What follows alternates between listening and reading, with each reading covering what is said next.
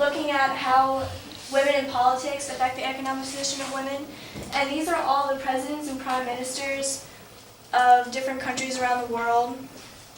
And we found this website, we thought it was really interesting.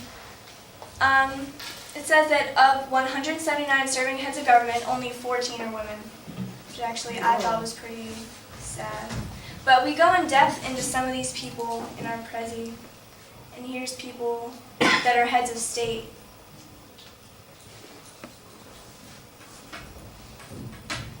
And this is showing you where the different, where they're most frequent.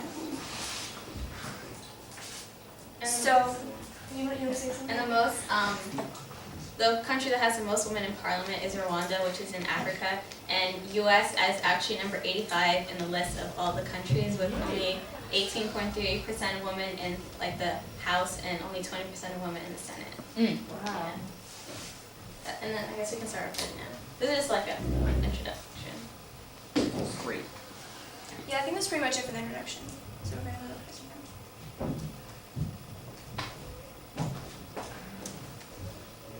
Okay, you're going to try to use the clicker. We'll try it. I'll sit.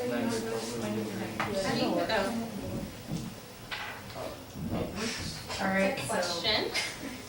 How do females who hold executive positions in their government affect the economic position of women? And we're going to start in South America. Okay. So the first person is Lorditch, and she is the first woman president of Costa Rica and 8th woman president of a Latin American country. This is a sign of slowly growing female economic and political opportunity. And she has talked about advancing the interests of women in her victory speech, and she is committed to closing the gap between law and practice of women. Okay, and then we have Dilma Rousseff. I think that's how you pronounce it, I'm not sure. But she is the 36th and current president of Brazil.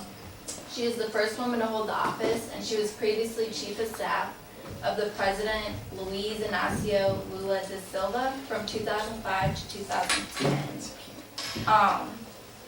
Her biggest concern is poverty. Since women make up the majority of Brazil's poorest, they are most likely to benefit.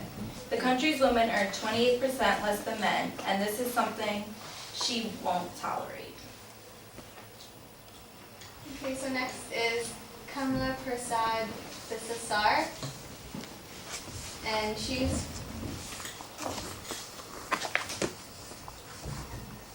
I'm going to talk about her impacts on economic position of women. So basically, she worked with the United National Development Program, and they basically created this aspect that had all these different factors and patterns of development across the region. And some of the stuff in their atlas that they covered was geographic location of poverty-stricken areas, employment, education, and life expectancy, criminal activities against women, including domestic violence.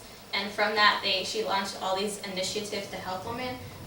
She made home centers and daycare facilities so children will have a place to stay while the women are working.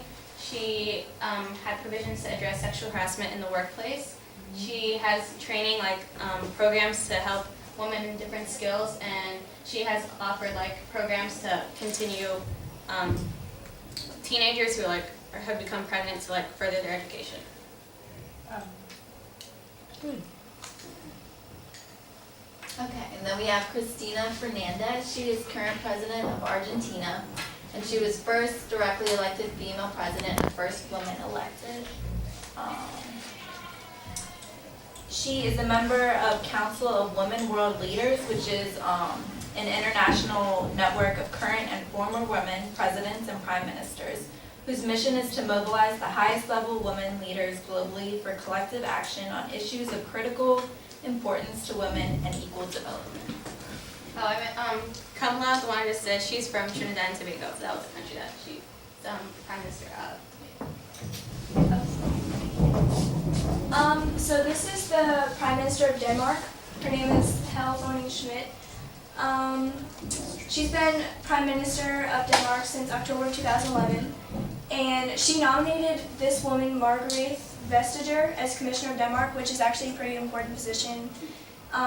It's a woman, so you can see how she's trying to advance women's roles in politics by electing more women because she's already in power.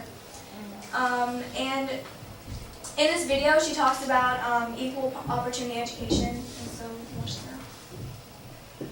Education has immense potential to change lives. Education lifts people out of poverty, education saves lives, and education creates growth and prosperity. Still, millions of children, and particularly girls, around the world do not have access to free, quality education. And even more, go to school without learning to read and write. We have a responsibility to ensure access to quality education for every child, boy or girl, rich or poor. Education should be a core public service and a fundamental right for everyone, not only a privilege for the few. Recently, Malala, the young Pakistani girl who stood up against Taliban and claimed her right to education, and hundreds of youth representatives from all over the world met in New York to call on others to stand up for universal education, and the international society to deliver on its promise of free quality education. We have an important task ahead of us. Alone, we can do only little, but together we can change the lives of millions of children. The Secretary General's initiative is an excellent platform for governments, organizations, and the private sector to galvanize our common effort to put education first. I urge everyone to support this and join our efforts to ensure education for every child. Wise words. Chuckle, chuckle. So you can see how she's trying to get everyone together to... Okay. Oh, I guess we're not. Okay. No, I'm sorry. This is Angela Merkel, and she's the Chancellor of Germany, which is basically the highest-ranking official in that country. And I thought it was interesting that she studied physics, even though now she's a political leader. I just thought that was interesting. She took office in 2005, and she's the former federal minister for women and youth in Germany. And she helped manage the financial crisis in Europe and around the world, which was when we had that financial crisis, that it affected Europe too. So she was a big proponent in trying to help Europe get out of that crisis. Yeah. And this is the Prime Minister of Iceland. And she served in Iceland's parliament as deputy speaker. And in 2010, she actually, under her leadership, Iceland banned strip clubs. So she's working to try to make women less, idealized. She's trying to get them to have a more prominent role in society instead of just being an object of men's desires. Yeah. She's actually the first lesbian prime minister of any country, and she worked hard for gay rights when she in her administration. So yeah. And finally, this is Tarha Hallinan, and she's the Prime Minister of the Republic of Finland. Former Prime Minister, because she's not Prime Minister anymore. But she's actually done a lot for humanitarian efforts and women. She was Prime Minister from 2000 to 2012, and she helped establish the Council of Women World Leaders in 1996. And that's a program that helps to promote good governance and gender equality, and enhances the experience of democracy globally by increasing the number, effectiveness, and visibility of women who lead their countries. So she's trying to mobilize people to help women's positions. And she helped with maternal welfare clinics so that expectant parents get goods and services so that they want to have good prenatal care for their kids. And she's the chairwoman of SETA, which is, it was founded in 1974, and it's a lesbian, gay, bisexual, transgender organization. So she's trying to help advance gay rights And yeah. So, Oh, we're not done. Okay, on to Africa. So this is Ellen Johnson Sirleaf, and she's a president of Liberia, and she went to school here in the United States before going back to Liberia, and she won the election in 2005, and she became the first female elected head of state in Africa. And she also won a Nobel Peace Prize with 2 other women. It was like a trio of them. So some of the stuff that she did for the economic position of women, so these are like the genres I put it into. So for education, so the enrollment of girls in Liberia has increased. Like the ratio of girls to boys in primary school is 0.88 to 1, and in secondary school it's 0.69 to 1. And for markets, she's put $2 million to like rebuild the market in Liberia because it was like ravaged during the Liberian War. And from that, she's been able to give like women access to loans to like start their own businesses and just have money. And for training, there's this program in Liberia. It's called 10,000 Women Program, and basically it trains female small business leaders into like having better business practices and helping them improve like their revenues and their lives. And this thing is called Girl Up Program. Basically, it's just like they're collaborating with this UN agency to like support, promote, and empower adolescent girls. And for farming, so farming is pretty big in Liberia. It just gives women access to land and like seeds and fertilizers to be able to like produce stuff. And she also, like, there's been like legislation to ban discrimination in the workplace. This is the second prominent like female elected in Africa, and her name is Joyce Banda. And yeah, she was elected in 2012 to 2014. Her term ended this May. So stuff that she's done to help like the maternal, like there's a lot of she's from Malawi, and so basically they have the highest birth rate in Africa, and 40% of women give birth at home. So she's been like doing these initiatives to like make them safer and to have like decrease the mortality rate, because out of every 100 babies that are born, 460 women die. So she's been like launching initiatives to like help decrease the mortality rate and have better like maternal care for women. And in agriculture, they worked with this U.S. government agency called Feed the Future, and 80% of the workforce, in Malawi, 80% of the workforce work in agriculture. And basically in this program, it supports increased female participation in decision making and having control over the different parts in agriculture like dairy and legume. And they have training to improve the production, quality control, marketing, business planning, and animal health for women. And lastly, she created this foundation called the Joyce Banda Foundation, and in it there's this like thing specifically for women in Malawi that it has 400,000 members, and basically it just empowers them to become financially independent and promotes them in business. And this is Cristina Fernandez. She is the president of Bangladesh. Some brief history about her. Her father was a previous president of Bangladesh, but then her father, her mother, and her 3 brothers were assassinated by military officers, and then she served office from 1996 to 2001. That was her first term, and then she came back in 2009. She's currently there right now. And some of the stuff she's done for the economic position of women. So basically, Bangladesh has one of the largest primary education systems in the whole entire world. And she's done all these things to like help put a stop to end early marriages, because if women, especially in Bangladesh, like most women, they just end up married and then they can't further education, they can't empower themselves. All they do is like stay at home, cook, clean, take care of the children. And so for primary schooling, the enrollment of girls under her has increased by 95%, and yeah, and 60% of current teachers are from our high school students.